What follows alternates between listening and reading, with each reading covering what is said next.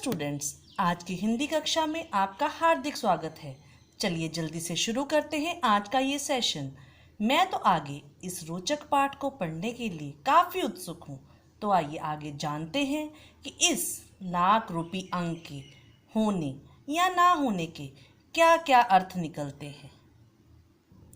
तो आइए page number 64 से शुरू करते हैं और सर्वप्रथम हम इसके कठिन शब्दों के अर्थ लिखेंगे।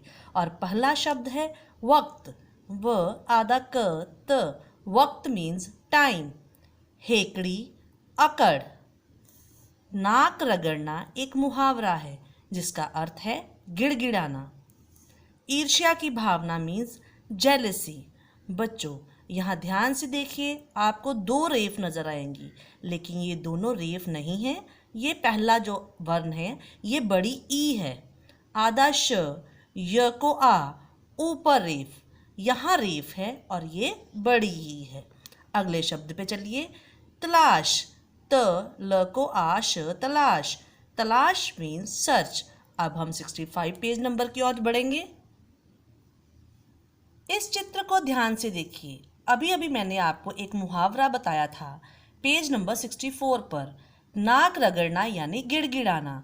यहाँ भी एक अधिकारी अपने बड़े अफसर से काम निकलवाने के लिए उसकी मिन्नतें करता नजर आ रहा है। तो आइए अगले शब्द की ओर। करुण रस में यानी इन सैड फील। विभत्स। ब को बड़ी ई, भ आधा त स। विभत्स मीन्स घृणा का भाव। मर्द। मर्द यानी आदमी। नाक फुलाना मीन्स रूठ जाना। नाक भौं सिकोड़ना, बुरा लगना। सारस यानी एक जीव का नाम। फ्रंट। फ के पैर में पदेन, ऊपर बिंदी, ट। फ्रंट यानी आगे का भाग। सोने पे सुहागा, अच्छे पर और अच्छा होना। यह भी एक मुहावरा है। नख शिख वर्णन यानी सिर से पैर तक का वर्णन करना। उपमा समानता। मध्यकालीन। म आधा ध य, का ल को बड़ी ई, न। मध्यकालीन काव्य यानी मध्य युग में लिखा गया साहित्य। नायिकाओं। न को आ, य को छोटी ई, क को आ, ओ ऊपर बिंदी। नायिकाओं मीन्स अभिनेत्रियां या हीरोइंस। उपमाएं, समानताएं। उपन्यास। ऊप आधा न, य को आ, स। उपन्यास मीन्स नॉवल। सुतवा नाक, सुंदर आकार वाला नाक। दीर्घ। ध को बड़ी ई, घ के ऊपर रेफ। दीर्घ मीन्स लंबी। तो आइए बढ़ते हैं पेज नंबर 66 की तरफ। नासिका। न को आ, स को छोटी ई, क को आ। नासिका मीन्स नॉस्ट्रिल। तो आइए अब इस पाठ की हम रीडिंग शुरू करेंगे पेज नंबर 64 से। जब आदमी का बुरा वक्त आता है या उसे किसी से कोई काम करवाना होता है, तब वह सारी हेकड़ी भूल जाता है, यानी अपनी सारी अकड़ को भूल जाता है। उसके मन में केवल एक ही इच्छा होती है कि उसका काम हो जाए। एक बार क्या 1000 बार नाक रगड़ता है, यानी मिन्नतें करता है। जब कोई गलती हो जाती है तब भी आदमी को नाक रगड़नी पड़ती है। जिन लोगों में बदले या ईर्ष्या की भावना होती है, वे लोग तो मौके की तलाश में रहते हैं कि कब कैसे किसी की नाक रगड़वा दें। यानी लोगों को अपना काम निकलवाने के लिए दूसरों की मिन्नतें करनी पड़ती हैं और बड़े अधिकारी इस सोच में रहते हैं या ईर्ष्या करने वाले इस सोच में रहते हैं कि क्यों ना इससे बार बार मिन्नतें करवाई जाएं और तब कहीं जाकर उसका काम किया जाता है। अब आइए बात करते हैं रोने हंसने की। तो बच्चों, इस पाठ के अग्रभाग में नाक की गाथा पढ़ते हुए हमें और भी मज़ा आने वाला है। तो आइए शुरू करते हैं। जिंदगी में हंसना गाना ही नहीं, रोना भी पड़ता है। हंसने की बात छोड़िए, पर रोते समय आंखों में आंसू आते हैं तो नाक भी उसका साथ निभाती है। यहाँ नाक भी साथ निभाती है से अभिप्राय कि रोते समय आंखों के साथ साथ नाक से भी पानी बहने लगता है। बहते आंसुओं को पोंछना कोई बुरी बात नहीं, लेकिन नाक पोंछते समय तो रोने का सारा मज़ा ही किरकिरा हो जाता है। करुण रस में बरबस बीभत्स रस का आ टपकता है। नारी तो अपनी नाक पोंछने का काम साड़ी के पल्लू से चला सकती है, पर बेचारे उस पैंटधारी मर्द का क्या हाल होगा जिसे जेब में रुमाल रखने का ख्याल ही ना रहा हो। बच्चों, यहाँ पर ख्याल की वर्तनी अशुद्ध है। कहीं ये आधा ख भी आता है और कहीं पर पूरा ख आता है, तो इसको अपनी पेंसिल की सहायता से आधा ख कीजिए।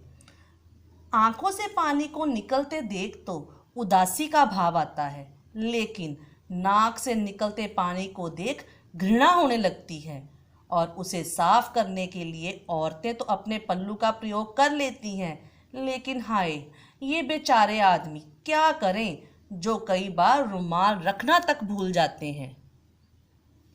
अब गुस्से की बात करें तो गुस्सा भी बहुत से लोगों की नाक पर रखा रहता है, यानी कुछ लोग हर समय गुस्से में रहते हैं। उनसे ज़रा भी कुछ कहा नहीं कि बिना बात नाक फुला लेते हैं। नाक फुला लेते हैं यानी नाराज़ हो जाते हैं। जैसे बच्चे, माता पिता उनकी एक बात ना माने, कुछ चीज़ ना लेकर दें तो वो सारा सारा दिन नाक फुलाए बैठे रहते हैं। नाक में जितनी कमियां या बुराइयां हैं, उससे ज़्यादा अच्छाइयां हैं।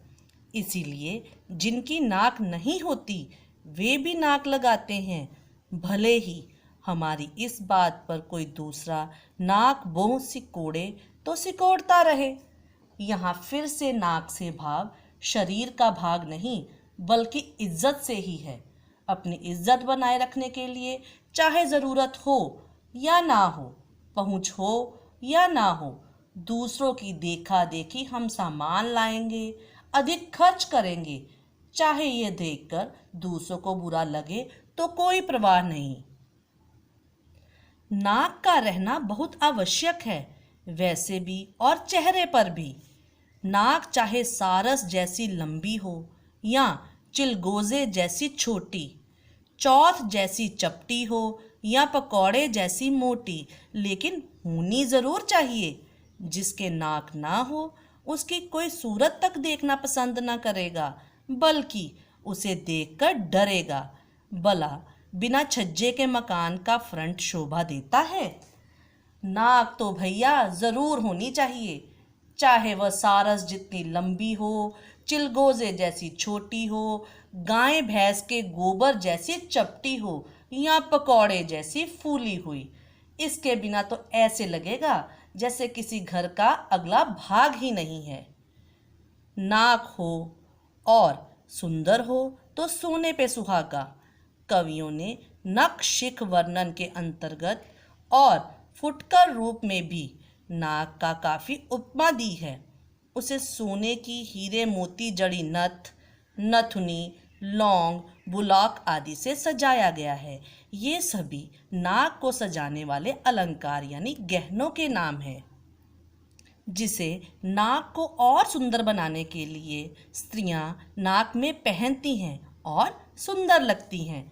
मध्यकालीन काव्यों में नायिकाओं की नाक के लिए बहुत सी उपमाएं दी गई हैं। उपन्यास कहानियों में सुंदर नाक को सुतवा नाक कहा जाता है। ऊंची और दीर्घ नाक की तुलना कुल्हाड़ी से की जाती है। छोटी और सुकोमल नासिका को भेड़ की सी नाक की संज्ञा दी जाती है। मध्य युग में लिखे गए साहित्य में नायिकाओं की नाक के लिए कई समानताएं दी गई हैं। जैसे आँखों के लिए हम कहते हैं कि हिरनी जैसी आँखें, वैसे ही सुंदर नाक के लिए उसे सुतवा नाक कहा गया है। लंबी नाक को कुल्हाड़ी जैसी एवं छोटी को भेड़ की नाक का नाम दिया गया है। तो बच्चों, यह था हमारा आज का सेशन।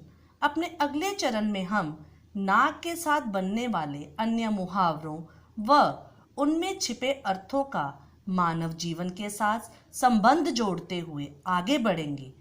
तब तक आप करवाए गए पृष्ठों की दोहराई अवश्य करिएगा। धन्यवाद।